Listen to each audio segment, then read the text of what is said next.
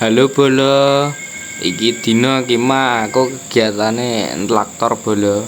Iki ntlaktor ning nggone sawahe mbahe ngono Bolo, karo ditanduri pari ngono.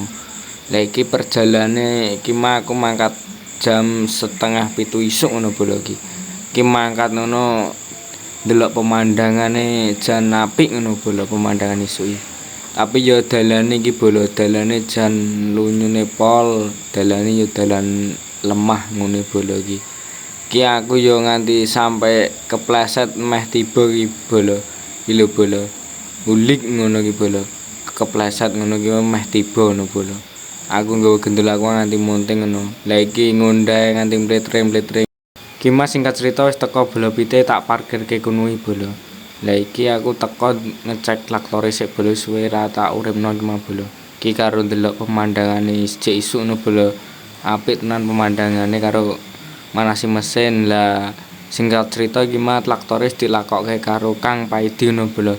Iki mah aku mbrujuli karo Kang Paidi. Lah dilalahi sarapane teko Bolo iki mah aku sarapan dhisik. Iki sarapane karo Kang Paidi ngono Bolo. Mau sarapane sing ngeterke lekku Bolo. Iki wis nganu roh sarapan ngono mau Kang Paidi yo ngejak ayo sarapan ngono Bolo. Singkat cerita oleh sarapan wis rampung Bolo iki lanjut mbrujul neh Bolo iki sing mbrujul Kang Paidi mah Bolo digaru ngono leh mbrujul wis enek kok seminggunan ngono Bolo. Ki gari baleni garu ngelus ngono Bolo.